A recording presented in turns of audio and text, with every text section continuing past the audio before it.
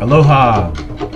Welcome to BearsWave.com podcast. This is podcast number 6, brought to you April 20th, and it's Aloha Friday. We're coming to you from Bear's 25th floor surf shack, high above Waikiki Beach, overlooking good surf today. So it's time for you to wax up your boards and paddle out. We're going to have a great Aloha Friday pauhana, or finish work, and we're going to have a great guest today. Only problem is I cannot pronounce his last name because he's from France. So, Sylvain, how do we say your full name? Oh, my name is Mercandalli. Mercandalli. This guy can surf with a woman on his shoulder, but he can say my name. Can't say that. And you know what? I love the French. I try to learn. The only thing I can say in French is pain au chocolat. Pain au chocolat. Which is the most important thing that you can say. Yeah, that's really cool. Yeah, because it's that chocolate pastry. And the other thing is I can say, well, I found I was saying it wrong. I used to say merci beaucoup. Beaucoup. But it's supposed to be merci beaucoup. Beaucoup. Because if you say merci beaucoup, it means thank you, you have a nice butt. I think, you're right. Basically, you know that joke. Okay. No, I mean, it wasn't a joke. People laughed at me. Oh, sure. That's I didn't know. I didn't. Yeah, they say, thanks a lot, nice butt. Yeah, I did. Yeah, so I didn't know what I was doing. And then I always get mixed up with France, because they like to give a kiss on either cheek, and I always end up getting confused, and I end up planting one on their lips, and it's bad if it's a guy, right? Because you kind of get confused.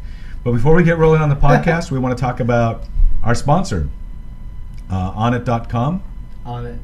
Yeah, we're on it. Joe Rogan's cognitive enhancing supplement. Right. He got it going. The On It, New Mood, and Alpha Brain. Yeah. And Shroom Tech and Shroom Tech Sport. And they sponsored us. Shroom Tech Immune and Shroom Tech Sport.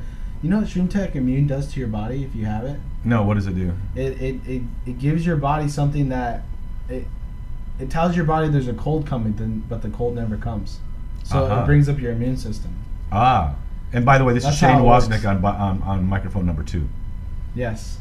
Yeah, well, you introduced me to it, and I started using Alpha Brain about 100 days ago, and I noticed my productivity went up tremendously. It's not like it's going to make you smarter. It's just vitamins for your brain. It just gives your brain the vitamins that it needs to function at its best. You're not going to get smarter, but you might think more clearly. But the other thing is, since it's vitamins for your brain, and your brain sleeps, about a third of the time, it helps you when you're sleeping too. I noticed, because I take it again about 4 in the afternoon. Yeah. And when I sleep about 45 minutes longer, and I don't wake up in the middle of the night. My sleep goes into that. It helps you get into the deeper alpha state sooner. So yeah, so we're excited to have onit.com. I guess they're going to have a picture of us up on their website pretty soon, under their celebrity/athletes. I don't even know where I fit in that spectrum. Yeah, isn't that cool? Yeah, so we got Joe Rogan's company, onit.com, on it with us. ONNIT.com. And the best. Yeah, to order the product, you go online, and then you just say, for the coupon code, if you want to save 10%, you just say Bears Wave. And if you want to do all the research, there's a lot on there about the nootropics involved in Alpha Brain. And I use the sport, the vitamins you use. Tech Sport. Yeah, before you go out for a workout. And I was going about, my maximum miles I would do on the beach, and I do my stand-up paddle and my beach workout were about maybe 5 to 7 miles. Now I can do about 10 miles, just almost immediately. So it's been a big help for my workout. But you don't need that unless you're going to do a really hard workout. It's really good for extreme workouts, right? Yeah, but you don't need it unless you're going to be extreme. I want to start taking that stuff. Yeah, because you do I'm doing 4-hour sessions of swimming in the ocean right now. Right, that's a long. Yeah, that would probably really benefit you. Yeah, Joe Rogan says you have to at least do like 4 hours. So yeah, you got to do something that just burns out all your fuel. But it's great. And then we've got our other sponsor right now is surfnewsnetwork.com, and they have if you want to see what we're looking at, if you're in France, what town do you live in France, Sylvain? In Touic. Touic? Yeah. Where is that? Well, the town. Yes, Touic. Okay, sorry.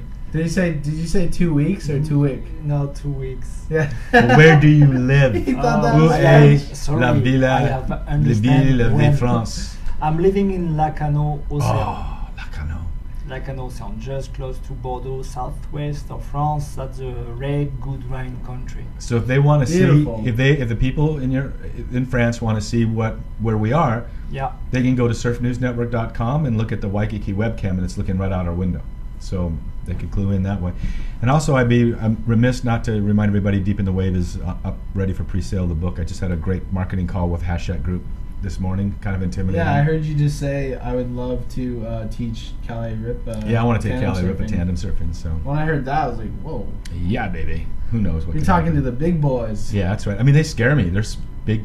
Yeah, big, they they're the know. They players. know how to talk to the big They're the boys. players. Yeah, that's so crazy. Best man. not to say anything when you're talking to them. So anyway, that's enough of our advertisements, and now we get to focus on our friend. I think I got to know you mainly by your snoring. No, you don't snore. No. But you came out here how many years ago for your first paddle of the Molokai Channel? I've been. My first Molokai solo was 4 years ago. 4 years ago, so Yeah. 2008. Yeah, that's the Okay. first time. It was a special year because we paddle against the wind. Normally we're supposed to be paddling with the wind and ride the bumps, Yeah. and it was unusual weather this day, and so we have to paddle against the wind for many hours. Like it took me 6 and 10 minutes, 6 hours and 10 minutes. to Yeah, cross. but your best time was how long? About 2 hours less, right? Yeah, my best time is the year after. It was really good condition. It's like 4 hours and 20 minutes. And so that 2 hours longer because the wind was against you. Yeah. Yeah, but you're. Let's go back further. So in France, as a waterman, what type of waterman things are you involved with there? Is it mostly paddling canoe or? Oh, it's a little bit like why you have in France, you have waves, you have a nice ocean. Mhm. The problem is that the winter is a little bit too long. So generally, watermen in France go skiing a lot during the winter. Yeah. So they're not only watermen; they can go and use the mountain too. Mhm. Now I'm training for the Molokai solo for 4 years, so it's only this time during the winter I was not going too much at the snow, but it's not far from my place. It's like driving 2 hours. But don't you paddle canoe on a lake there that's like almost frozen or something? Yeah. Sometimes some winter are very, very hard and very cold in Europe, and I used to paddle on the lake when the ocean was too rough and I can't get out, so I was paddling on the lake and temperature was going low and start to froze, and at the end, I was breaking the ice with my canoe and my gosh. paddle to get out of the water. Wow, that's not good. No, that's not good. Yeah, and then the next thing you know, you're here. 2 days later, you're in Waikiki and you're in warm weather and getting ready to do your paddle, the Molokai Channel. Yeah, that's perfect. So do you remember meeting me there in France? We did that. There was I don't know if I think it was you that helped me get a canoe, or there was a race between Bayonne Yeah, to Saint Sebastian. No, to Anglet. No, to Saint-Jean-de-Luz. I love Saint Jean de Luz. Yeah, that's a nice race. Yeah. Yeah, but how did you think I did? You did? Mm-hmm. Yeah, you did it. I did the worst of anybody. I remember you got in trouble when you get out, and you was only walking on one leg. That's true. I was walking sideways. The other leg was like an anesthesia you have on the other leg. But you was the only Hawaiian guy racing this race. Yeah, but I didn't so- represent very well. My wife and I were living in Biarritz because she was still working on her visa to come out here, and I remember the canoe wanted to hoolie all the time to the right. Yeah, it was a red canoe. I remember you. Yeah, I think I was too heavy for that canoe, maybe. Yeah, that's sure. That's not a canoe for you. Yeah, and I was leaning. I was having to lean all the way over to the left, and so I had to kind of hold on to the canoe with my right leg while I'm leaning way left, so it doesn't hoolie, doesn't flip over. And the whole way I was like that. And then I remember when how many kilometers was that? It was 20 kilometers. I suppose it's about 15 miles. It seemed like it was 20 miles. I'm not kidding. That's true. But all I know, when I got into that, you guys had already eaten dinner, but you guys had a big barbecue waiting for you when you got there or something. And I got there was like 3 chips left and some Kool-Aid or something. There was no wine from Bordeaux. Everybody was drunk, and There was no Bordeaux. The end of the party. Yeah, there was no Bordeaux wine or anything like that. My wife was waiting, looking to see if I would live. And I remember when I got out of my canoe, I remember stepping up and just I couldn't stand straight up. I was just walking sideways to the left, the way I had been leaning. Oh yeah, I remember you. I never saw that. I hadn't either. It's a hidden talent. I'm gonna go for a Cirque du Soleil next. At first, I was believing that it was a Hawaiian style, and everybody Hawaiian guy doing that. You thought I was gonna do a hula next or something. Yeah, that was crazy. But so I just met you briefly, but I think you kind of arranged for me to have that canoe. Yeah. Well, then that's your fault. It wasn't my fault. No one want to take this canoe, so we have to find a guy. But you also you surf, and what other kind of water stuff do you do there? Surfing and canoeing, and do you stand up paddle a little bit? Yeah. At first, I was surfing my shortboard since I was maybe a grommet, 10 years old. Mm-hmm. We have a nice place for surfing because it's not dangerous. It can be very, very powerful and can have battle. Yeah, beach break. It's beach break, yeah. Powerful. Yes, yeah. And so after I getting older, mm-hmm. I had some injuries, and I like to change, to find something different because mm-hmm. I still believe that surfing is the best of the world. But in Europe, and maybe in your place, I think it's overcrowded, and that's not really good. You have not a good aloha with that. Right. And I spend a lot of time in the water to fight to get a wave, and that's not really nice when you get older, and that's not really important. Yeah. So I've changed. I have found a canoe and I can surf the ocean, and for sure it's not. So you're surfing open ocean waves. You're saying you can surf the ocean on the describe what a one-man canoe looks like for people. What is it? In fact, one-man canoe is a very long and light canoe, very thin, and looks like a very fast car race. Mm-hmm. Yeah, it looks like a dragster. Very long. Like the one I use is about 21 feet. Yours is probably about 19. It's about 6.5 meters. So I don't know. Probably about the same. Yeah, probably about 20.5 feet. Yeah, and it's very light, really, really light. How much I don't know how much mine weighs. I keep saying it's probably like 16 pounds. It's probably a little bit heavier than that. The same. Kilos. I have metric system in my blood, so what's your tell kilos? you it's 10 kilos. So 20 pounds. All rigged, you know. Is it like? Yeah, super light. There you go. That's the image of it right there. Yeah, so you can see the main. Yeah, what website is that? The main hull, and you have a. Is this the image on Google? Yeah. You have the ama. Yeah, the ama is the outrigger. Yeah. And the yaku is what connects to the outrigger. Yeah. And you feel like you're flying in one of those. You can go so fast. Yeah, it's the first time I used this canoe. I was surprised because I really feel the glide feeling that you can have when you surf. Yeah. And after you have, it was on the flat water, so that's my first time I love canoeing. And after when I make improvement, I was going in the open ocean, and it was very, very interesting because it was like chasing bumps, and like when you surf, you are waiting for your wave. It was a little bit. It's not the same rules. Yeah, it's not the same rules, but you still hunting something. You're not spending your time only paddling. You have to understand how the ocean moves, and that's really interesting. Yeah, because I know when you guys, when you're open ocean paddling, you kind of use the wind bumps sometimes to speed you along, so that you can then catch the groundswell. Yeah, sure. Can you explain that? Because a lot of people don't know the difference. Well, in fact, all sailor guys know that you have the main swell. It's very fast swell and can be very huge, like in Hawaii. It's coming from 1,000 miles away, or maybe 4,000, 5,000 miles That's away. in fact the swell that makes surf and make waves for surfer guy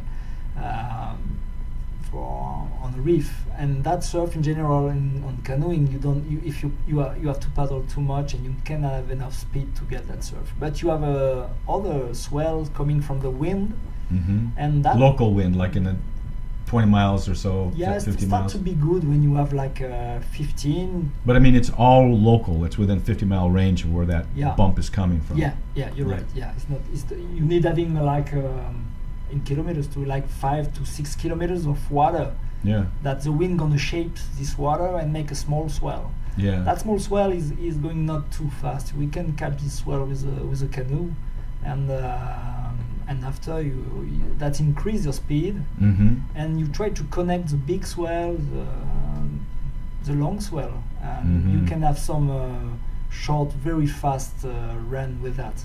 Right. So when you connect it. Yeah, and you can connect from bump, because you can. There's a bump coming, you paddle a bit over to the left, and you kind of catch that, and it starts to fade. But you see one over to the right, you paddle a little bit there, and you're just kind of angling, and then maybe if you're lucky, you get a wind bump. You can paddle fast enough and then catch the swell, the ground swell. Yeah, you're right. And then you might roll for a long time. What's the longest you've ever ridden an open ocean swell? How many minutes? Have you been able to ride one for a minute? I don't understand. Not even that long. When you catch a ground swell, and where you don't have to really paddle. How long does it take? How long can you ride it? In fact, sometimes you have not good swell, not very huge, small one, but it's very exactly the good speed for keeping with your canoe. So my best longer surf are not on big conditions. Sometimes I can not paddle for maybe 1 or 2 minutes. Really? Yeah, just connecting. But in general, it's not in huge condition. You can do that when the swell is not too big and it's not going too fast. So it's so easy to connect. Yeah. So Sylvain lives in a town called Canoe. I wrote a song once about Canoe. Oh. Yeah, I did. Oh. Canoe, oh, oh, oh, Canoe, oh, oh, where all the tandem surfers go. Oh, because there was a lot of tandem people in Canoe, right? Yeah, you're right. But you're also famous for being right near the Mascaret. Oh, yeah. Can we talk about that? I think people will be blown away by this. That's something very interesting and amazing, Yeah. Nature can be crazy sometimes. Yeah. And well, it created you. Nature created you, and that's pretty crazy. So. That's why I tell you, she's crazy.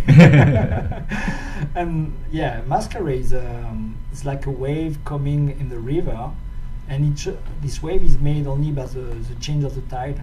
And you have a huge river near Bordeaux. It's a very wide river. It's about an eighth of a mile. Or how wide would you say? La Garonne is the name of the river. What is it called? La Garonne. And it's spelled with a G, right? G-A-R-O-N-N-E.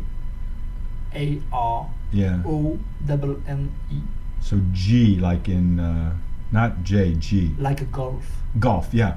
So, and then it's called the Mascaret, the actual effect of it. That wave is well known for a very, very long time because there are stories and of people was have trouble, or in the old time, people was can be dead with that, because they come. Yeah, they're shocked by it. Yeah. So let me give a little bit intro here. The tidal bore happens. We know of about maybe 7 or 8 around the world that surfers have tried this on, but the Mascaret in France, in Bordeaux, was the original one that we first tried. Yeah. And I was fortunate to do it, I think, back in 2008 also. But but what it is how many days a month will there be a tidal bore like that you can surf? Oh, many days. In fact, we need having a coefficient enough big to have the changing of tide. Yeah, so it's going to be on a new moon or a full moon. Yeah, but I think it lasts 3 days before, 3 days after. You can have a Masquerade. So you can have in France, there are some guy only surf Masquerade. I can believe that. Yeah, only. They don't go to the ocean surf. They stay in the river. That's crazy. And you can surf all the winter, all the year. What's that little town? Because I think we caught that wave about Saint-Pardon. Saint-Pardon. Beautiful town. Pardon is when you ask pardon. Yeah, that's right. Yeah. And it's about 15 kilometers up from the ocean. It's upriver. How many kilometers? Oh, I think it's about 60 to 70 kilometers. Is it that far up from the ocean? Yeah. Wow. Yeah, 70. But it seems there's a turn in the river right there, and it maybe speeds up the wave a little bit, and then it shallows enough. In fact, the when you change the tide, it's make the energy at first, and after you have a wave coming up, and depend of the shape of the river and the turn of the river, right, and the deep. How deep? How deep is it? When it's raining too much, the Masquerade is not good because there's too much water, like a tide, right, when you surf. And when it's not raining too much, you have not many water, so it can be a wave that you can surf with the surfboards normal. So yeah, I think when I surfed it got as big as the face of it got as big as maybe shoulder high, a little bit. I have a big story about mistake I do in the masquerade. Let's hear about it. Yeah. Because masquerade is well known, so many people want to surf that. Yeah. Yeah, and for people who are not surfing, we can say, oh, I can steer my four-man canoe surfing, and you come with me. And I was with a friend of me. His name is Rico, and Rico take one canoe with his friend. I was taking another canoe with friend. A 4-man or a 1-man? Yeah, 4-man. 4-man. Okay. And I was steering, and Rico was steering the other one, and they were all well-known guy who were making how do you call that, athletic, contests, like pool water and runner for track, yeah. And because there was a huge contest, and so we have guests in the canoe. I have some very good guy who has performed on jumping, that. So you got real athletes running the 100 meters. Yeah. Olympic guy, Right. And so I have a Spanish guy in my canoe, all that thing, and we go. And the time to go was in the night, because you don't choose. The wave is coming. Say, right. Oh, the wave is at 5 o'clock. Okay, we have to be at 5 o'clock. So the wave was at 3 o'clock in the morning. So I said to my friend, "Whoa, we will saw nothing. That's a little bit dangerous, maybe." I said, "Oh no, it's okay. We go." So we go paddling in the night, waiting for the wave, and we heard a big noise. Yeah, that's the first thing you do is you hear the wave before you see it. You it's see nothing. Really loud. It was in the night, Yeah. And I start to paddle. In fact, I have bad position because I didn't recognize exactly, because you have to be, before the wave is break. The best is not having not being in the foam, Yeah, you want to be down far enough where it's coming around the corner already. Yeah, in fact, with the night, I didn't saw that I was a little bit not in a good place. And it was in the night, and I didn't saw the other canoe 10 meters, after me. Really? It's really the night. It's night, yeah. So and no moon. Yeah, it was a small moon, so we saw. Yeah, it's the new moon. It's the new moon tidal bore. Yeah. Right. So. And so I start to paddle. I heard the noises. I start to paddle with that, and waves was coming, and I ride maybe 10 seconds, and the wave took my canoe, and I didn't flip, but it was really short to flip. I get out from the wave. And I saw all the guys coming from Spain, and everyone was so disappointed. Say, "Oh, I'm so sorry." You went 10 feet, and the ride was over. Normally, they were supposed to ride 10 minutes, and they are waiting 10 seconds. Yeah, oh my God! And I was so embarrassed with that. And I was thinking, "Oh, my friend Rico is in the canoe riding now." I was, it was not good for me. I was jealous of that. Yeah. And so I said, "I'm so sorry, guys. So we have to paddle to the harbor." which is it's upriver. Yeah, it's a river. Let me just explain this. I don't know if people really picture this. It's a wave that's coming up. It's really more like a flood, but the front of it is a river. Yeah. And when that loud, first thing you do is you hear how loud this thing is coming around the corner. When Talon and I were tandem surfing on that, she screamed, and then she just paddled as hard as she could. Never saw her paddle that hard. But you kind of launch and you float downstream several kilometers, and then you paddle upstream to catch it, and the tidal bore is taking you upriver. So now you have to take these guys who had these high expectations. They got to paddle upriver. Yeah. Against the strict current. So I say, "I'm so sorry, we have to paddle to the harbor now." But what I didn't realize, it's when the tide come and when the wave is coming, in fact, the current is changing too. Mm-hmm. So I was supposed to paddle against the river to go, against the river to the harbor. But in fact, the current was with me. Oh. And I was going so fast. And it was a night, so I miss the harbor. Yeah, because you have no sense of it, because you're just feeling the motion in the river. So I miss the harbor, and I stop in another town, like 5 kilometers after. No! Yeah, that make a huge mistake. Oh! And the guy will say, "Oh, that's a ton." "Oh, I don't recognize where I put my car or where I am. I don't know where I am, And so I was saying, "Okay, stay here." I start to run. You can imagine me running in the night in France, in the middle of nowhere. Yeah. Running with my steering paddle. Like what is this guy doing in the middle of the road? And finally, I go to it was 5 kilometers. Which did you go? Were you running the correct direction at least? Were you going up river more? Yeah, it was a okay, good at least condition, but you were going down river. Too much, because the current was suppressing. And in fact, I find my friend, my buddy Rico, and I arrived and he said me, "Oh, you know what's happened to me?" He said, "No," and I said, "Oh, I at first, I was not in a good place." I said, "Oh, like me, and I make a huli." No, he hoolied the canoe. He flipped the canoe. Huli, and so he flipped the canoe. He flipped the canoe, and but they're all drowning now. Yeah, but I didn't saw him. But it was just close to me. But with the night, I didn't saw him. Yeah. And he flipped the canoe, and there was some VIP guy in the canoe lose the camera and everything.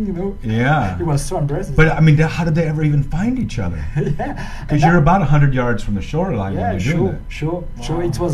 Did they all hook up? It was not really secure. And No. And after he said me, "And what about you?" And I say, "Oh, I have very good waves." Yeah, we went all the way up. And my waves was very nice, so I was going too long, and I think I have break the record, And right now, everybody believe in France that I'm a really good steerer, and I can steer a wave by night. I say nothing. Please don't say nothing. We won't put this podcast up so people can hear it in France. Well, I remember when Talon and I did that. First of all, think of it from a woman's perspective, right? You go down. It's a beautiful village. Yeah. Pardon, what is it? Saint-Pardon. Saint-Pardon. Saint is like saint. Like yeah. saint. How do you spell it? S-A-N, and then it's P-R. A separate word is P-A-R-D-O-N. And when you get there, there's a nice restaurant there. Yeah, just in and front. they have all these pictures of people riding this wave. And then now they have a deck out on the water, kind of overlooking the water, so people can have their wine and watch all these idiots do this. But when we did, I think it was about 5 o'clock in the evening, and it was in the summertime, so it was like in September, I think, or August, probably September. Well, it's crowded, no? Oh my God! I mean, so you get in, and first of all, think about as my wife, this refined woman, putting her in just to walk down that ramp is so slippery because the mud is just so slippery. So we're kind of crawling to get on the tandem board and into this muddiest river I've ever seen. Right? You agree? It's like it's probably like I just told her, it's good for your skin, and then no. Shane's looking at it on the map. Hey, you guys, wonder where this is? This is in France, it's on the Atlantic side, near Spain. It's about probably 200 kilometers north of Spain, maybe a little bit more. So, so it's above the Basque country, but it's on the Atlantic. About 2 hours driving from the Basque country. By train, it's about 2 hours from San Sebastian. So, so we get in this river and we start floating downstream. And it's just all this mud, and we're just trying to be casual. And there aren't that many people in the water. We maybe see 20 people in the water, 30 people in the water. But as we turned, when she heard that wave coming, she screamed, "Paddle!" And we paddled as hard as we could, caught the wave. To me, it was just like surfing a regular wave. It was nice. And we'd get up, but there's every 100 feet, there's more people on the wave because the further up the river, there's more people on it. And I mean, I saw people, I swear, surfing on an ironing board. I saw one of those little sunfish sailboats with the sail cut off, and they were trying to surf on that. I mean, they were riding. But there was one person there that uses a Steve Bainey Infinity surfboard. It was specifically designed for surfing the Masquerade. And so as we're riding up the river, I tell my wife, turn, because we're going to do a fake arm to arm. We're going to do a tandem lift. And she turns, and I say jump, and she did not jump. Because she looked back, because back behind that wave is really a flood. Yeah. It's like eighth of a mile, a quarter of a mile. Actually, it goes on for a long time, like but it's very turbulent. So it's sort of like a tsunami a little bit. It is. It's a tidal bore. So it's a tidal wave. And I'm looking at this so picture right now. Yeah. So it's really wide, huh? Very, very wide. It's eighth of a mile wide. Because the river's really wide, huh? Yeah.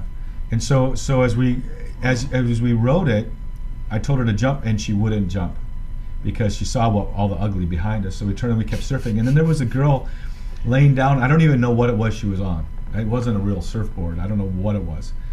And she kept bumping against my wife's ankles, and she would say, "Pardonnez-moi, pardonnez-moi." But eventually it was starting to do some damage, so I kind of had to scoop her and bring her out of the wave, that one person, because it was my wife starting to probably was in a lot of pain. But then we rode right past that place where everyone's drinking the wine and we're waving at everybody, and then you're gone, and you just keep on riding and riding and riding, and then you get off, and then we had to walk back down to that town. We showered off, but when you take a shower, there, when there's a hose there, was showering off. When you don't really get everything off. I mean, you couldn't possibly get that mud is sealed in places you don't even want to think about, you know. And then we went right from there to the train station in Bordeaux to catch the train to Monaco. We were going to spend the night on this train, and we looked like gypsies, you know. And then we looked bad when we got on the train, but when we got off in Monaco, we really looked like trouble. And then we happened to have a really nice hotel for that stayover, and they looked at us like they did not know what we were doing checking in at the lot, because there was still scraggly hair and mud, and we checked in Monaco, and it was pretty much a nightmare. But the Masquerade was an amazing experience. I want to do it again. Yeah, it's a little bit crowded because it's well known now all over the world, and people are traveling for doing that. Yeah.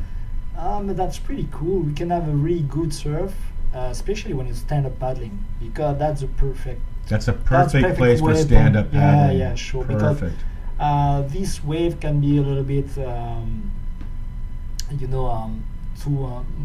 You can say not really mushy. It can be breaking and then back off, and then it can use you have a paddle. You can connect really easy and waiting for a better moment, you know. Right. And you can have good turn too. It's like 6 to 8 minutes riding. Right. Yeah. And the worst is other people. It's why it's very good when you have a four-man canoe, because the four-man canoe, it cutting the line, and you stay at the other part of the four-man canoe, and you're free to surf your wave. Yeah. And in fact, the four-man canoe is very long, and all other people are stick in the side, you know. Right. I noticed I kind of herded people a little bit with my board, just to kind of keep people kind of away from talent. Because I had a partner. You're used to that. I had a partner here in Waikiki. Huh? You're used to that. So I surf canoes. But when I was in France, the first time I ever surfed a four-man canoe, I got to be the guy in the back with the steering. Was in Biarritz. Oh yeah. And it was my son Joshua, and I just remember 3 beautiful French women in the front of it. And that was, I didn't hoolie it. I was with Clyde Icow's, took Clyde Icow's boat out there. But we love that area of France. Steering four-man canoe in waves is very, very hard. Yeah, and you have to anticipate well in advance when you're going to start a turn. You mean Ha? No, it was with Clyde Icow. Well, Ha was there, but I was with Clyde. Okay. But you have to anticipate well in advance where you're going to turn, and you got to anticipate well in advance when you're going to stop turning, because once you stop turning it still keeps turning. Yeah. That's really, really special. It's touch. Hawaiian guys are very good for doing that. And you see these guys, the captains of the canoes, even here in Waikiki. It's amazing when it gets bigger and they take them way out, and they're taking people. Maybe at first I didn't want to do it again. I feel it too hard. It was not fun for me for steering. And I do it one more time, and maybe after 1-2 months it was okay. I can go keep my line. It was. But okay. Did you have someone did you have people that would paddle with you, or were you trying to do it by yourself when you were practicing? At first I tried by myself, and after people come with me. Yeah. And after I have a big hoolie, and I feel very bad in big waves because I was going in too much big waves, and one woman in the canoe was a little bit injured, and it was not good. Oh really? Now the whole thing when a canoe hoolies is to hang onto the canoe. Oh, because if you dive off, sure, that ama can come across and knock you out. Right? Is that the strategy you use? Yeah, sure. Don't jump out of the canoe. Hang on to the canoe as it flips. You have to be the most possible stay in a canoe, because you have the same speed than the canoe. So the canoe is not a weapon it's not gonna hurt you if you have the same speed and the same if you are with the canoe. Yeah, and a canoe, I didn't think about that, but that's true. The canoe is a dangerous thing in the object when you're not in it, you're not part of it. Especially in our coast, there's sandbank, beach break, and so it's not opening like you can have opening waves on the reef. Or on the rocks. Right. And so sometimes you can have very, very nice banks with shape, very nice open waves, but sometimes it's closing a little bit, and you can have trouble. And you're I have a friend here that wants to maybe talk with you about. He lives down in Spain in Cadiz, about hooking up and getting some canoes down there. He wants to get some 8-man canoes, but you have someone that a canoe maker there, Woo. Yeah. WOO. They have a website probably. Yeah, WOO, outrigger.com. And it's a super light 4-man paddle that's canoe, really, surf canoe. Yeah, that's really good surf canoe, and it was made by. At first, it was a Tahitian canoe, and we remake the shape totally different, and making more rocker. And because of the beach break, you need more rocker. And what is rocker? Rocker is the angle at the front of the canoe. Yeah. Kind of it scoops up, so like a rocking chair, so that you don't purl. So purling, people don't know. Purling is when the nose goes under the ocean and you start digging for oysters. You know, which is bad. Or if it pitch poles or tomahawks, that's even worse. The idea of front flip. Yeah, that can be ugly. Oh, that's worse. I've been in some of those. On I would never saw that. Yeah. So now I just remember 4 years ago, I guess it was, or this is your 4th time to paddle the crossing in Molokai. Yeah. So it was probably 3 years ago. I don't know. But anyway, I remember you showed up, and at the time I could brag I was the only person in the room that had crossed the channel. But when I did it, it took me 10 hours and 19 minutes because I had the stupid idea of doing it on my tandem. The wannabe. Yeah, I wasn't a wannabe though. You guys were wannabes. I was a has-been. But it took me 10 hours and 19 minutes because I used my 45-pound tandem surfboard with rocker. I will never do that. Yeah, I will never do it again. The last person that saw me off at Molokai used an expletive and then called me an idiot. And the person who greeted me here had the exact same words. I made it in. So let's talk about that. What's that experience like, paddling across the Molokai Channel? What is different is the distance. That's a huge distance. What distance is it? The way direct, if you're going direct. In fact, it's a very long race. In fact, that's the first point different compared to all other races. I think it's about 27 miles, something like that. But the way you do it, you have to angle into the wind and into the current, so you end up going like 35 miles to get your 27 in. Yeah, in fact, it's interesting because the current and the wind is not directly pushing in your back; it's a little bit quarter back. Yeah, coming from your right side. Yeah, so you have to navigate and to not go straight. Finally, the factors in that channel that make it one of the gnarliest channels in the world are, first of all, there's a river in the ocean. There's a current in the ocean. Yeah, really. And when you just like in a river and going through a gorge, when you narrow that and shallow that river, it will run faster.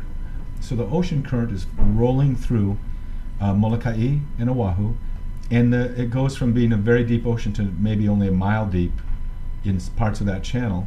And then the channel is narrowing, so there's that kind of speeding up effect in the channel. Yeah, like a Venturi effect. Yeah, right. Or what we call Bernoulli or something like that. Yeah. So as it's coming through, it's speeding up. It also kind of causes an upwelling of the ocean because the ocean is shallowing. So there's a temperature change between the islands where the channel is and where it's out for deeper. And so the channel creates its own weather. And there's wind coming between these islands too. Yeah, sure. So if you just look at the map, you can just see Molokai and Oahu. You can see like how these other areas are more shallow. Yeah. And then right here, it just has that perfect deep and comes right through there. Yeah, and that's the river is coming from the north-south, kind of. It narrows it, speeds up the ocean river, speeds up the wind because the change in... It totally does, because I know, because I took a boat from here to San Francisco, a fishing boat. Yeah. And when I was out there in the middle of the ocean's not really that... It's really mellow. The ocean's like flat most of the time. Except for when the hurricane started chasing you. Yeah, of course. But like most of the time it's flat. Yeah. You know? It's really weird. It was like, what? This is what it looks like? Yeah, it's windy. It seems to be more current closer to the islands because the current is wrapping around. Like if there's a storm, but when I was out there, it's just really wavy, like really long waves. Intervals. Yeah, intervals. But mostly it's flat. It's eventually you were being chased by a hurricane, and you had to change. They go from San Diego, you ended up in San Francisco. But the other factors are, so you've got the normal ocean current that's speeding up. You've got the wind that's coming through there. You've got ocean. You've got the speed, the wind bump. Yeah. From the way, and then you may have a groundswell, and the groundswell tends to come from a whole other direction. And so then you may have a big groundswell going through there, and then on top of that you have the tidal currents. So you tend to leave, at a time the tide might be pulling you back towards the island instead of pushing you towards the other island. But when I did it, I tried to time it so I would be leaving Molokai against the tide, but so that it would push me into Oahu when I was tired. Oh yeah. But I was so slow that That's a good plan. But I was so slow that I was. It tried to suck me back to Molokai. We got to Oahu, it pushed me back out. So, you can only be so smart. Yeah, when you have slow vessel, you feel it really well that the current can be really bad and really strong. And then if there's a big swell helping you, the ground swell, a little bit from your back on the left side, but if the day I did it, it was so big that there was a real strong rip. It would hit those cliffs and then just a river coming off of Oahu. So there's a lot of factors. So before we get into your description of your paddle, I was amazed at how much you had trained, and even your eating regimen and all of that. Can you talk about that? Oh, for sure. Maybe for one guy it's natural for going paddling every day like that, and but in Europe it's not the same. The weather is cold, and so I have really to make a program for doing that. So I start my program like 5 months before the race. Right during the winter, right when winter's coming on. Yeah. Like October, I guess? Yeah, starting October. Okay. You're right, yeah. And so I make a program with a little bit weightlifting. Weightlifting, Weightlifting. And after offshore canoeing, and I make it growing, improving, to be in shape at the good time. Yeah. You wanted to peak. You didn't want to get in shape too soon. You wanted to. It's something is really known in all in sports in general. They know that for human body can have 2 peaks by a year. 2 peaks a year. Yeah, 2 peaks a year. Interesting. Yeah, and so you have to when you know that you can do your training not only like a line all the year, but you can make it having rest, and start to make your program and increase your program. Have the peaks, after you can rest and do it again, and in general it's like two times a year. Yeah, I know that for myself, just naturally, I know when I train, like when I did my bicycle ride across the US, what was interesting to me was about every 7 days I went from 95 or so miles a day down to like 25 or 30. There was just this natural rhythm to my body. And then I've also found in my life there's about twice a year when I just shut down for a week. I'm not training. Do you know what I mean? You kind of hit like this point where your body just says, okay, I need to rest. And then you can start building again towards your next peak. Yeah, that's really, since now we have a science, it's like a science, and there are many guys training for sports for now a long time, so we know exactly what to do and how to do that. For sure, you have some individual things that work for someone and doesn't work for other, but the big rules, we know that if you're training too much, you will not make improvements, and if you are training not enough, you not make improvement too. And if you're training very good but not at the good moment, shape is not something you have. Say, oh, I'm in good shape. You can say, I'm going to keep my shape like this all the year, all my life. It's changing all the time. So what is interesting is to know that and play with that, to be in a good shape at a good moment. Wow, interesting. And that goes not into your training, but your what you're eating. Oh, in fact, when you're training, at first it's okay because you're not training too much. It's like at first I was training like 8 hours a week. That's not too much, 8 hours a week. Yeah, it's not too much. And at the end, when I start paddling like 14, 15, 16 hours a week, you understand that you have to eat very, very sharp, and something you need, something you don't need, and you can finish your training if you're not eating well. So example, in fact, that you're like your body, it's like a tank. You can fill it and make it empty, and the more you do that, feel empty, your tank is growing. That's the first rule. So it's a little bit stupid at the end of your training not eating and waiting for eating too much. After you have not enough time to fill your tank. You know what? So after the training, you have to eat. After you train, you got to eat the right kind of food. The right kind of food. For sure, that we need the fats, but the good fat, and not too much, because fat is hard to go in your body. It takes a long time. What do you mean by good fat? Oh, you heard about that? About the omega-3, Mhm. omega-9, omega-6. We take that every morning. Yeah, doesn't Yeah. Crazy Todd do a shot of olive oil? He does a shot of olive oil. He every does once something in a every day. while. I don't know what he takes. So you want to have fat, and then and protein. Your body need everything. Right. Now we know that it's like we call it. You have like a pyramid. Mm-hmm. You saw this pyramid Mhm. schema. Yeah, Mhm. you saw that. At first, the first stage. That's right. We should say what you do for a living. 'Cause you do have a medical background. Yeah. Mm-hmm. Yeah. Go ahead. You want to talk about me? No, just say that just briefly. You're a dentist and. Yeah, Yeah. I was learning. So you understand biology.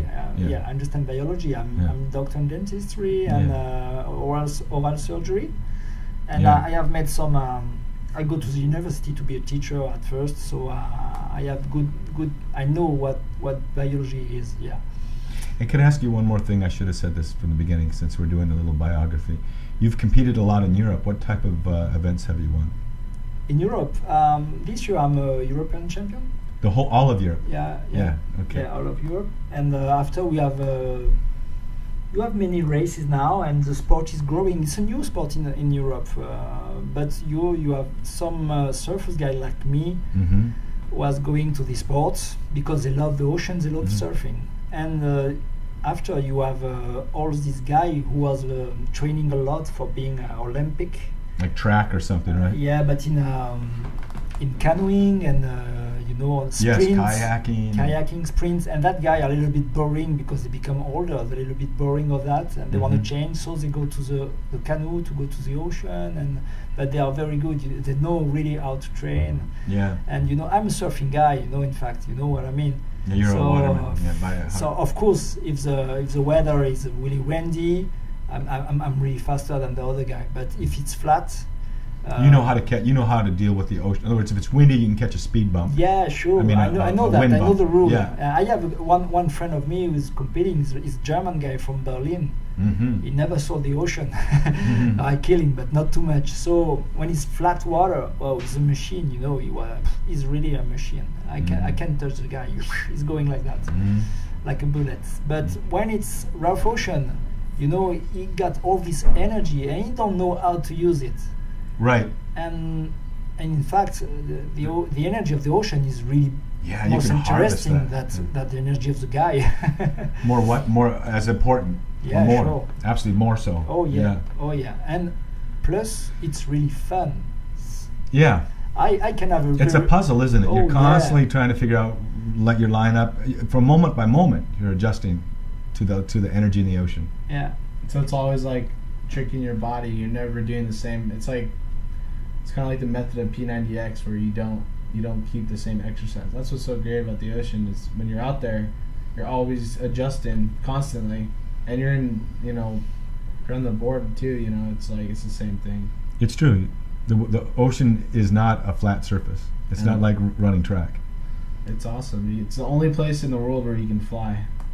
Yeah. You can literally fly, but you're just in a different element. That's the way I used to describe when I first got my one-man canoe, because it was before the day of stand-up paddle, and I would sit up there. I'm about 4 feet up in the air, maybe 5 feet up in the air, and I've got my Polaroid glasses on, and in the clear sunglasses, and in the clear ocean here, I would see like a sea turtle or a manta ray or a shark or something. You feel like you're part of them. You feel like you're part of this three-dimensional thing. It's amazing. In stand-up paddle, you can even see it more. So that is true. Yeah, it's the so closest thing you bizarre. can come to flying, I think, other than Yeah, flying. when I used to do surfing lessons, like I was a surfing instructor out here in Waikiki, and I used to do the surfing lessons all the time and not really thinking about what was below me.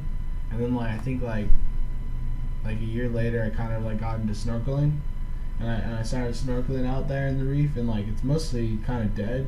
Mhm. But if you get kind of further out, there's some animals There's out some- there. yeah, there I are. saw a eel out there, a bright yellow eel. It was Yeah, really too. beautul, and it was You thought it was beautiful? yeah, it was beautiful. It was bright yellow. To me, it's the scariest thing in the water. It wasn't that ugly because I actually I have a phobia against eels. I can't even see them. But I saw it up close and personal without really notice. It kind of just happened. And, They're spooky looking, huh? But I'm just creepy like, looking. and then you just look at the animal and you start pondering like through your mind, like, I'm in a whole different universe. Like I'm in a whole different world down here, you know. Yeah, And you start like, it starts tripping you out, like whoa, you know. And then how much does it go underneath the ocean, and that just, it's just crazy because when you're in the ocean, it's like all that water, you know, you're connected with the whole thing because it's all connected, you know, like when you're in it, you know. It's like an atmosphere for fish. I know for me, So I was weird. scuba diving with sharks, you know, little black tips, like maybe 6 foot sharks in Tahiti, and they were just playful like dogs, you know. But oh my God, this gnarly eel came out of its hole and just freaked me out. It was as big as the sharks. They and say were they're just like scary looking. dogs. They say they're like dogs. They don't really attack. Well, most sharks are friendly. Well, like I most meant dogs. eels. I meant eels. No, eel, if you come by with your fish, if you catch some fish, Yeah, they're going to take They'll it. take the fish, not you. Yeah. I know a guy in Molokai got in a tug of war with an eel over his catch, and it dislocated his shoulder. Something to do with the water pressure. His muscle wasn't as and he yanked his shoulder right out. Was he really deep? I don't know, probably 20 feet of water, 30 feet of water, not that deep. He was snorkeling, not scuba diving. So yeah, so when you're in the ocean and as a waterman, you're competing against this gnarly German, who's a machine. Yeah, he's impressed me. Yeah. But you've got the advantage if there's energy in the ocean. Yeah. I know even when I'm just paddling my stand-up board, I was teaching someone the other day. We paddle up the Hilton back, and I said, you know, he was tracking about 40 yards further out than I was. I said, come closer. There's a little bit of wave action here, and even if the wave isn't, you're not going towards the shore. If you're just going sideways to that wave, you can harness a little bit of energy. It just takes there's energy where the wave is, and you can just eases your way a little bit more, you know. So tell me about your different crossings of the Molokai Channel. Oh, every time is different. Yeah. My first was the first time, so all first time are special, and it was against the wind. Sacred. Yeah, it was against the wind, but I really have. I have to finish this race. You know, I was really motivated for doing that. It took me a long time, but it was perfect. Well, I remember seeing you guys when you came in. Oh yeah, I have trouble. You know, but I don't know if it's me. Maybe I have to do something for that. But I have always a small problem during my races. And like what happened that time? Oh, that's at the end of the race. I wouldn't know maybe the coast. You know. Oh, that was on the first race that this happened. Yeah, okay. we reached the coast at Portlock. Yep. And we have this very hard race during 6 hours against the wind, and I was so happy to surf.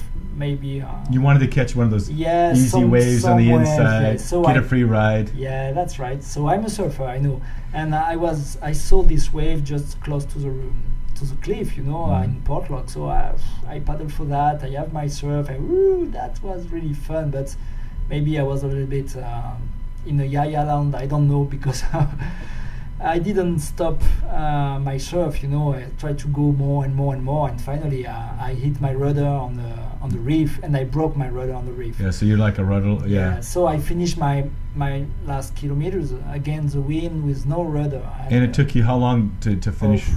20 minutes? Yeah. The last 2 miles? Yeah, it was terrible because the wind make my boat turn. I was watching you. I could see what is he doing exactly? Is he practicing? What is he doing? Because you were way up on the list, and by the time you got in, it was terrible because I was only paddling on one side. Yeah. If I changed my side, I was turning with my canoe, so I was paddling again one side and open my stroke, you know, for having the good direction. And I saw people, you know, fighting, racing, crossing me like that. I have lost 10 places. Kind of reminds me of what my paddle in France. That was my first. That was your first one, okay. And then the second one. Oh, the second one was really for me only good things. But it was really cool, you know. I have my wife in an escort boat. Mm-hmm. Oh, that's right. And the baby wasn't there that year. Yeah, the baby was here, but grandparents keep the baby. Right. Just an infant. It was like maybe 1 year old. Yeah, you're right. Close to be 2, yeah. And it was really fun, you know, because it was good conditions, the swells, the wind was with me. Yeah. I have many surf. I have escort boat was okay, and finally I was so happy. I crossed the channel my goal was to cross the channel at this time in 4 hours and 30 minutes, and I crossed in 4 hours 20 minutes. So I was so happy of that. Yeah, that's really something. So proud, and it was perfect. And the third was the worst for me. These are the ones I like to hear about. Oh, the third was terrible because when finally, perhaps, you know, at first, my first races, I know that it was a very hard race, so I trained maybe very, very, very hard for doing that.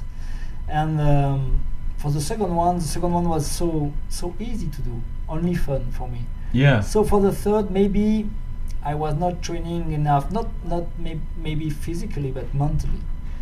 I was coming like I was in holidays and only to have good time. And finally, this time there are no wind, and only small wind, like 10 kilometers, going in the back. So I was paddling at the same speed than the wind. So you weren't getting any air cooling. I have no air cooling, and I just came out from a 5-month training in the cold in Europe. Right. And it was terrible because I started to be very warm, and it's like you doing a workout in a sauna. You know? Yeah. Oh, yeah. It was the same for me. Right. Really, it was so hot. So everything was pain. You know, when you're paddling, you know that you have pain when you're paddling. That's normal. Right. But I have pain everywhere. This was a different thing. Your body was breaking down. Oh, at the middle of the crossing, I was paddling for 2.5, and I started to have a strange balance feeling. Yeah, you said that. Like I was, I saw, you know, everything was moving and it was flat condition. And say, oh, my brain is playing with me. Yeah. And I start to have a headache. Was it like heat stroke? Yeah. Is that what it was? Yeah. I start to have a headache and stomach disease, and everything was a lot of pain. And so I say, oh, that's not my goal. I'm not here. I have not made this training and this trip for having that kind of pain. I'm not okay with that.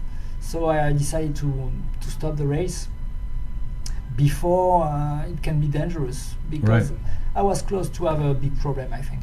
Yeah, you could have been medevaced out of it by helicopter if you hadn't. Yeah, sure. So you stopped, got in the boat. Yeah.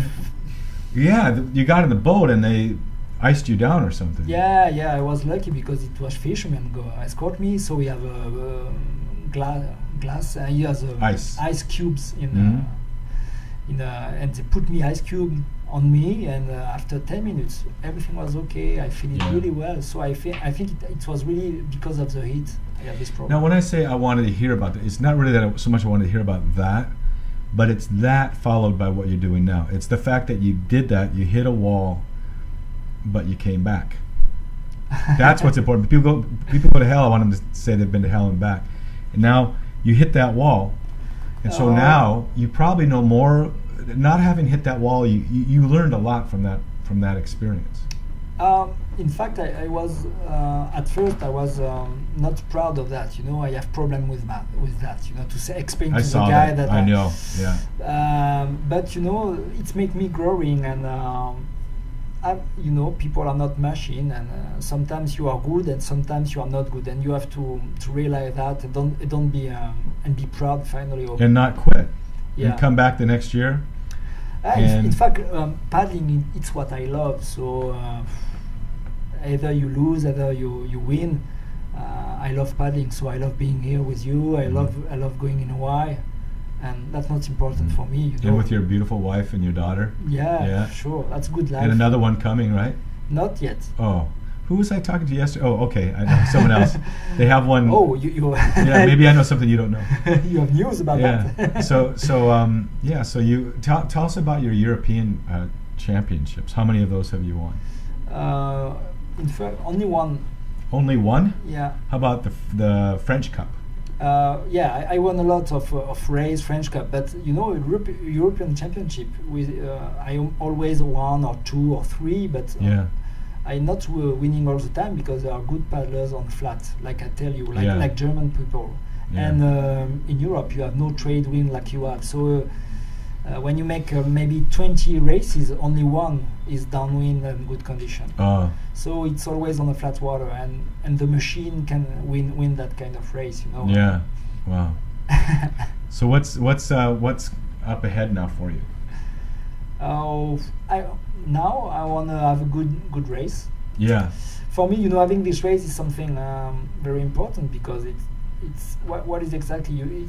It seems that I have the health for doing that. Yeah. I have the money for doing that. I It's have expensive. a job. I have the job for doing that. And you have good friends here, the Carol. Tell us about that. How Oh they helped yeah, I you. have good friend in Hawaii who helps me all the time to like the Tresnack family, the well-known family for paddling. And the name of the name of the paddle, the canoes. Karel Junior. And it's Kardel. Yeah. So people can find that on the internet if Yeah. they're interested in getting a He's a really good paddler. champion canoe. He broke. He's still having the record of the race. Yeah. And anytime he's so And nice. the father, and then the son, right? The father is an Olympic Czech guy. Wow. And he moved to Hawaii and he built the canoe. He's a very good. He made my canoe. Yeah, Yeah. sure. For a very long time he did that. Yeah. And then his son became Yeah. champion. Yeah. The Molokai Channel really is the world title. I don't know if they call it that, but that's what it is. Yeah. Right? When you cross that, if you win that, you're considered. That's the world championship. It's unofficial because you have. It's unofficial. Right now you have no federation. To But make but people certificate. think of it if you win Oh that. yeah, we agree with that. That's Yeah. normal, it's Hawaiian canoe. Right. It would be stupid to say, "Oh, I'm going to make a race in Europe and it's a world championship." Yeah.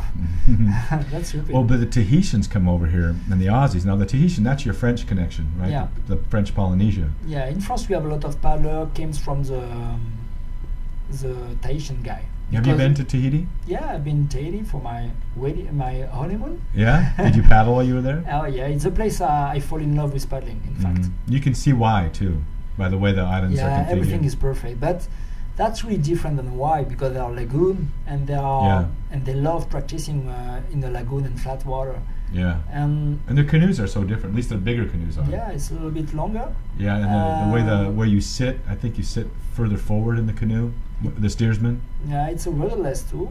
That's right. Well, I mean, what is rudderless? The OC1? OC1, there are no rudder on No, canoe. what? I Yeah. didn't know that. Because the shape is made a little bit different, it's longer, and the hammer is longer and There's always more of a V. touching the water, Ah. like a hull, totally hull. Mhm. And they use a stroke with a larger paddle. They use a stroke to have the direction. So people that are competing this weekend will be, some of them will be doing that without a rudder. No. Oh, okay. All Not right. So in if you're Hawaii. serious about competition, Yeah, you're gonna that's typical Tahitian. that's the typical Yeah. Tahitian way. Yeah, I know seeing canoes. And you have no you have a cockpit in a OC1, Right. and in one-man canoe you have cockpit with some I would say sucker for with the venturi effect the water Yes. get over, and on the Tahitian canoe you have not this. Uh huh. They don't need this because they stay in lagoons. They don't go too much in rough There's water. not a lot of energy Yeah. in the water. Yeah. Huh. So your plans for the future as far as being the waterman future. You ever Oh. see this becoming an Olympic sport? In fact, I was training a lot this year for paddling. So my first goal is when I went back to home is go surfing, Yeah. just for fun. That's your goal. Is to go have fun. Just for fun, and now try to be in good health as long as I can. Oh, good health. Oh yeah. Yeah. Yeah. Like you. Well, but you one of the things you guys turned me on to was the Garmin. What are you using these days for your training watch? Oh. I use the Garmin 4. Oh. I think it's the 410 GT 4Runner Yeah, or something. now there's a new model of Garmin. It's like 5 XT.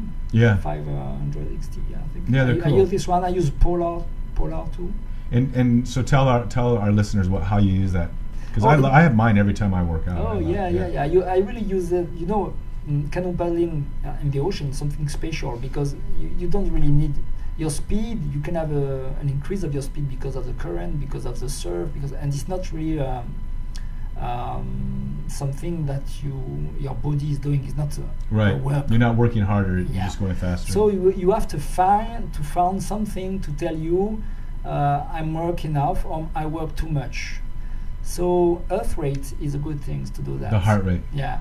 Yeah, so the Garmin, Heart. the Garmin gives you, because it's GPS, Yeah. it gives you your rate of speed over the water, but it also gives you your heart rate because you wear the heart Yeah. rate monitor. Yeah, so you can build your training plan using some zone with your heart zone, Yeah. and you say that today I have to be like 10 minutes in that zone, 10 minutes in the Like you mean like heartbeats per minute? You mean? is that what you mean by zone? How fast your heart is beating? Yeah. Yeah. And then and the Garmin though is so cool because when you come in, you just throw it I throw it down on my desk, and it automatically starts vibrating. It starts uploading up into my computer, and then there's a satellite map shows up. Yeah. Of where I've been surfing or paddling or running or. It's amazing. Yeah. It makes it for people who are endurance athletes. It makes it kind of a game. Yeah, sure. Because way to keep score. You can show your workout. In fact, you can also fight against you because you have in memory. You have your workout, and if you used to do a track, or something. Yeah. You can have a virtual partner. Right. And yourself. And the Garmin will also prompt you. Okay, if you're doing interval training, it'll vibrate and say, okay, it's time for you to do your next speed up. Yeah, sure. Slow down. It's like turning your actual life into like a video game, sort of. Like you're racking up the points, Makes it into a game. Literally. Yeah. That's fun to have a check at your workout after when you are looking on the map. That's really fun. The only thing, it doesn't work very well in the water, underwater. When I'm snorkeling or if I'm swimming, I have to keep bringing my watch out of the water, I'm sure that will change. I should put it to the back of my head. They'll probably come out with a new one pretty soon. So what's your workout thing these days? You've gotten into swimming. Around 4 o'clock, I go out and I swim out in the ocean for 4 hours. And I do laps and I just stay out there. Even if I'm not going to exercise as much, if I'm tired, I just go out no matter what. Such a good feeling. And then sometimes I'll switch that up with surfing. Mm-hmm. And what about that situation that happened last week in the water? What? Which one? When I had gone for my long paddle and you were out swimming. Oh yeah, we were just in that kook.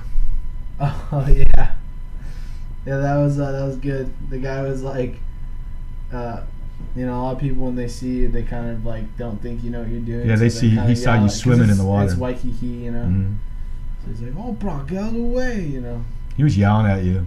He was yelling at me. I think he called me an a-hole. And you weren't in the way. I wasn't in the way at all. He just likes to think. But it was funny because like he didn't know that I was like an accomplished beach boy. Yeah, you work with Clyde Eichel. And I think he recognized who I was, and then like we were like kind of like, okay, you a-hole, like over and over again. And then like it was kind of like this like silly game we were doing. Like, why are we calling each other a-holes? It was like we started laughing. But it was like a perfect storm for this guy because he's kind of the jerk of Waikiki. Everyone in the world knows who he is, and he just kind of goes off on people. He'll purposely like act like you ran over him and stuff, and he's just a big jerk. And he and I once a year have to deal with him, I guess, in some way. But what's so funny is here's Shane who can handle himself. He's a black belt and he's gnarly. He never backs down. I shouldn't talk like that. He doesn't like for me to do that. But when it was like a perfect storm because he comes, he's way over here on the wave and he's yelling at Shane over here to get out of the lineup, and he's not even in the lineup, and he's swimming, and he's yelling at him. First of all, he doesn't know who he's dealing with in Shane, and at the same moment, I'm riding a wave coming up on it, and I didn't even know Shane was in the water. So we got father and son sandwiched between us. He kind of made. Was it salami? Yeah, it was like a salami sandwich. That's kind of why he got nicer. And he kind of faded and. Well, like it was funny because he was like, "Okay, all right," and then like I think at the end we were like, "Okay, have a good day." Yeah, I think he was just kind of backpedaling. But yeah, well, I know, but it was like to me it was like, it was like this thing that we were calling each other, but it was like, it wasn't. But that's the way you. Wasn't to me. It wasn't like we were really like I wasn't offended. But that was the way that's what you're bringing to the table. I'm so used to it when I go out in the water, like whatever, That's what you. If that's what you have to call each other if you're gonna surf, that's how you have to do it. Like, I don't think you should keep doing that, but if you're gonna do it to me, come on, Yeah, see, that's what you bring to the table. Joke around. But he brings a lot of animosity wherever he goes. But what you bring to the table is this positive. So what's your? I'm sorry, Shane. Queens has a lot of those types of people. Yeah. Well, any break that's got a point. Yeah. It kind of brings out the worst in people. That's why I go surf canoes. I get so much exercise. Are you going to be paddling this afternoon? I have a problem. In fact, I would love to do that, but I have to leave my canoe yesterday on the trailer for Molokai. Oh, so it's gone. I have no canoe to paddle. I have a canoe, but it would break. I took it to Carral to have them repair it. Yeah. And they told me it's going to be a burial at sea the next time I take it out. It's 12 years old, and I surf it, which is kind of hard on it, Yeah, this one time it's cheaper to get a new one. Yeah, I know. Why? He said he couldn't repair it. Oh. He said it's beyond. It's no more tune-ups for that. So you have to keep it for. Yeah. So then what do you do to train now? I don't know right now. I mean, you can use my canoe. I just took it all Thanks. apart, Or but maybe you don't want to. stand-up paddling if you have a stand-up. Yeah, let's go stand up. You can borrow my stand-up board, sure. Oh, thanks. Yeah. And Yeah, he's got a ton of tomorrow I'm boards. going in Maui. And you're gonna go talk with them about your. Now, are you able to bring any big canoes over too? Because there's someone I said who's down in Cadiz, Spain, that wants to get a couple 8-man canoes and start a canoe club down there. I know you're importing. What type of canoes are you going to be importing to France, to Europe? We're importing 1-man or 2-man canoe. 1 and 2-man canoes. Yeah. And what brand is it? The brand is Ozone. Ozone. And the guy is Michael Giblin, the guy who makes the Hurricane. Is the most sell canoe all over the world. So if they're going to buy that from you, are they going to be buying through local? Are you going to be distributing it through local surf shops, or how can people buy that if they're in Europe and they want to get one? Oh, they're going on the Woo. You know, the same. Oh, it's brand. part of the Yeah. Woo brand. Yeah, Great. it's the same. So they call Yeah. it Woo WUOO. It's WOO. Yeah, it's Waina Outrigger Organization. What is it? The name. Oh, okay. Yeah, it sounds kind of New Zealand almost to me. The Yeah, name, yeah. WOO. Yeah. Yeah, and if people want to reach you, I think the best way for them to do that is to reach us at bearswave.com Of and course. contact us, Yeah. and then I can forward the email to you, right? Oh yeah. Yeah. It would be Well, great. Sylvain's one of our favorite people, and we love the French. We love going to France. If it wasn't for Hawaii, I would probably be living in Biarritz. I love that. You're right. Yeah, You're right. we love the French people, and I haven't been back to France now in like 4 years, so we're due to come back soon. And now you have a guest house. Anybody wants to stay at Sylvain's guest house? It's in the garden, yeah. If you're a good worker, you If you can make the garden and keep you free. Yeah, no problem.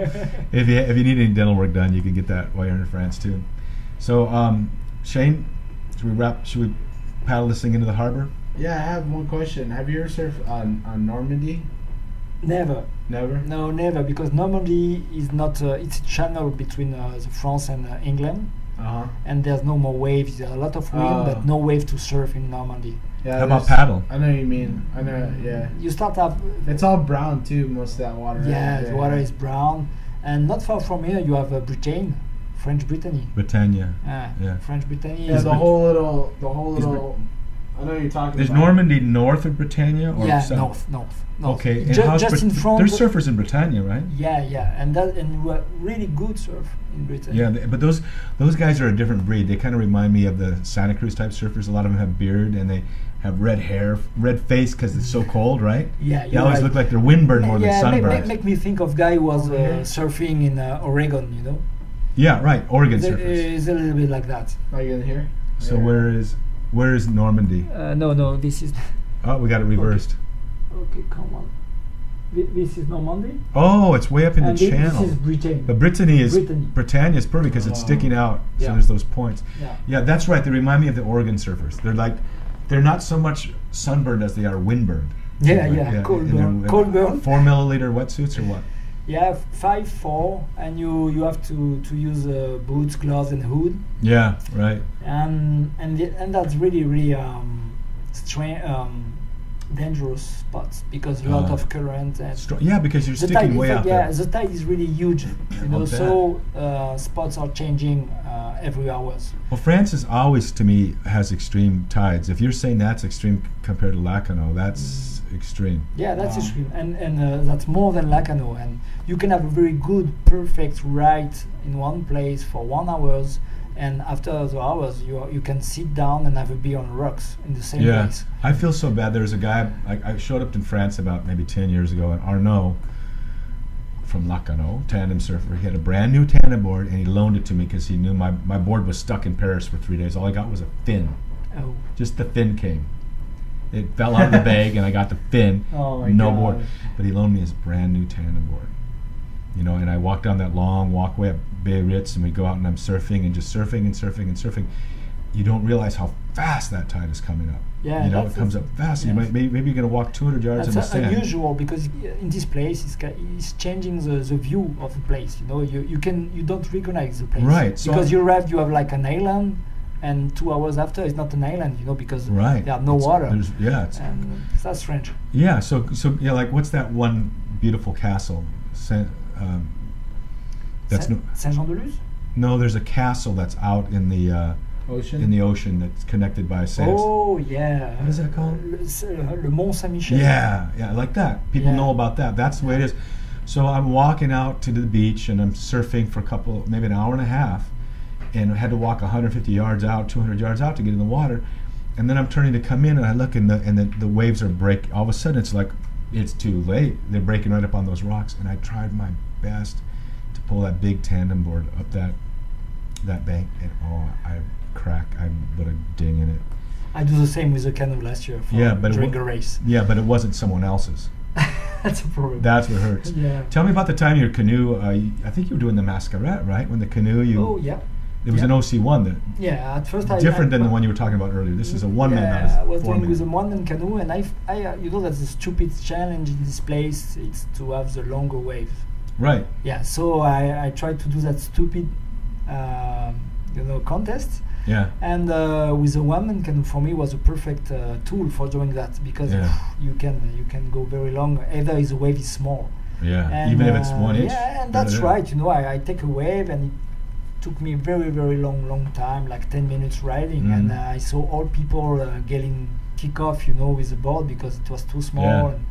And I still on the wave, and at the end, maybe the wave like maybe 10 centimeters. But you had to get closer and closer to the shore, right? Sure, to kind of milk it. You had to where get it's close shallower. to get the wave, Yeah. And at the end, it was maybe 10 centimeters, very, very thin wave, nothing, properly nothing. And finally, my one-man canoe stopped on the trees, just on the trees like that. Like kind of but submerged. very smooth.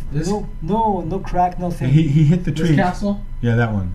Yeah. Yeah, that one. But so you hit the tree, but you didn't really hit it. You just kind of nestled up against it. I land very softly on the tree. Yeah.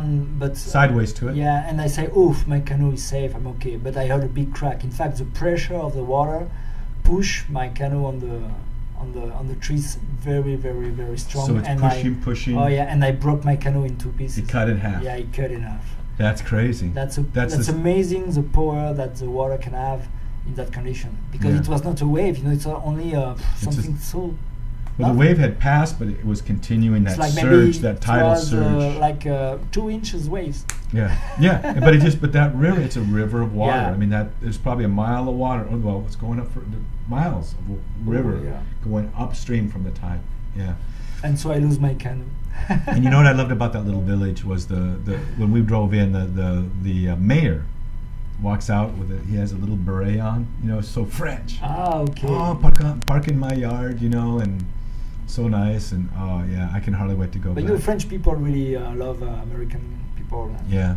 And you're always welcome in France. People have the wrong impression of France. They think of France if you go to Paris, you might have a bad experience.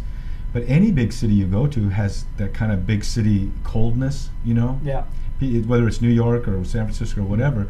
People are in a hurry. I don't care. I've seen it all before. But when you go to the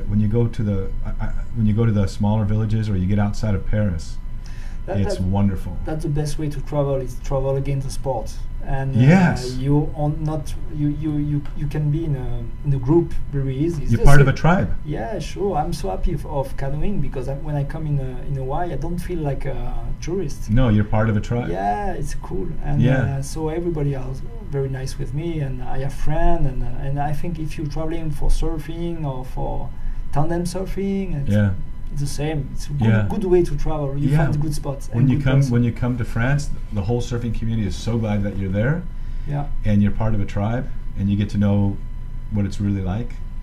And so we shouldn't say it, but one of my favorite places in the whole world is Biarritz. And I remember surfing tandem there. They did a exhibition, I don't know, back in '98, maybe, I don't know when, but we had stadium lights up above.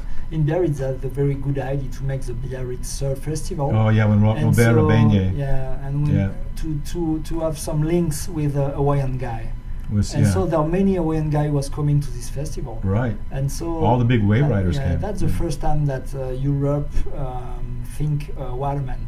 And they brought that big, not statue, but big, like 30, 40 foot tall thing of the Duke Kanemoko on the cliff. But I remember we surfed there one night around Bastille Day, which is so cool because the fireworks are going off and right over your head. You know, you can feel the debris falling on you. And they had stadium lights up above the cliff. What do they call it? 100 feet? What's that bar up above there? 100 steps? Something like that. 300. It's 300 steps, but that's the name of the bar. Name. Yeah. Yeah, it's definitely more than 100 steps. It's not so you climb all the way to the top, and they had stadium lights up there, and they had those ramps going back and forth along that cliff. And then down below we had spotlights, and they say there was about 20,000 people watching this. And we went out and we tandem surfed. It was wonderful. And there's that little, I call it a castle. It looks like a castle. Yeah, it's a really strange house. It looks like a little castle. Villa Belza, the name, was built. It's like a castle that you see in a cartoon a little bit. Yeah. Like Disney. Yeah, it looks like a Disney. It looks like the castle in Disneyland. Yeah, you're right. Yeah, and so there's Roberto Beignet, who was just treated us all so good. And do you remember? Did you ever meet Fat?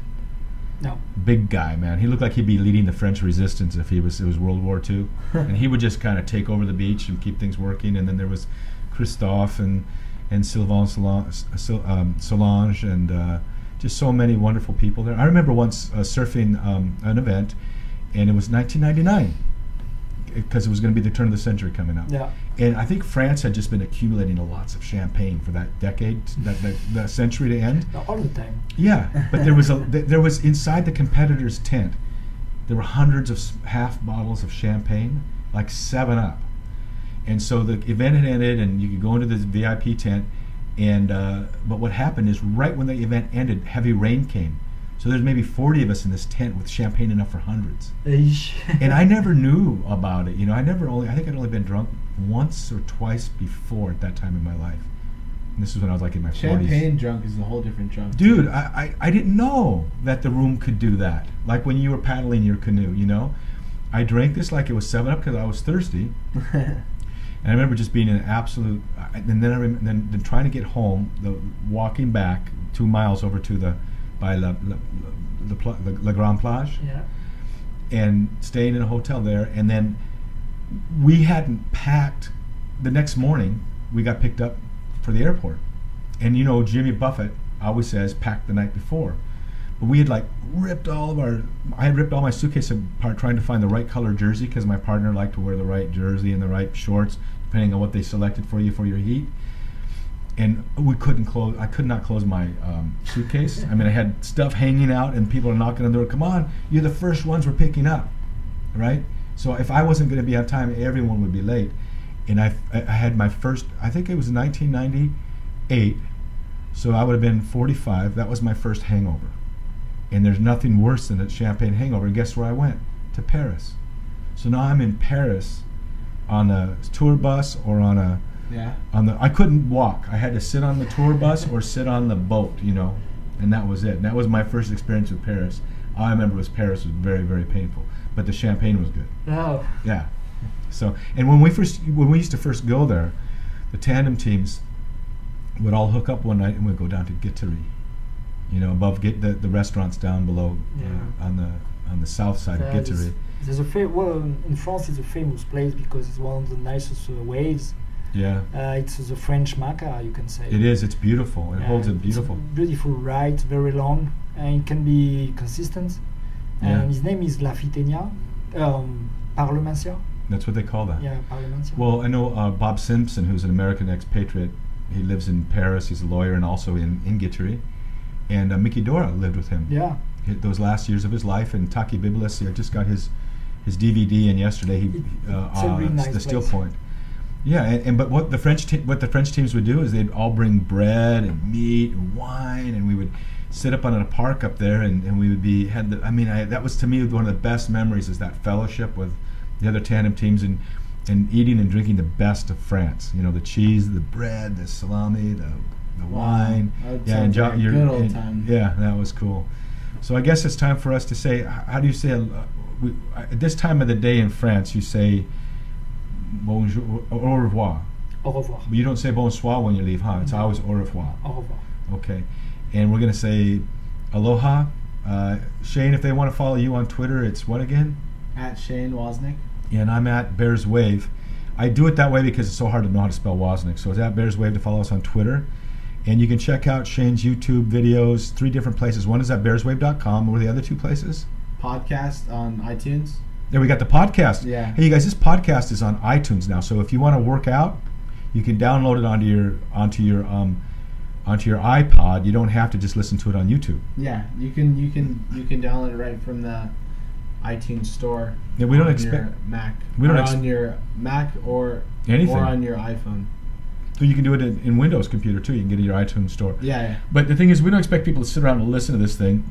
If you're driving in your car and you got it on your iTunes, or if you're doing the dishes, or I listen to several different podcasts when I'm doing my beach workouts and stuff. So you can. And what's the other video websites? You can also find it on at podbeam.com. If you don't have an iPhone, you can go to podbeam.com.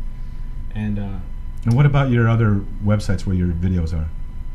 Oh, you can go to Shane Woznick at YouTube. You can look at a bunch of my videos up there. And there's a real cool one that you use when you're putting up kind of things you're just kind of experimenting with. Which one is that? Videos for Goofs. Videos for Goofs. Okay. Type in Superman re-edited, trailer re-edited. I remastered. Yeah.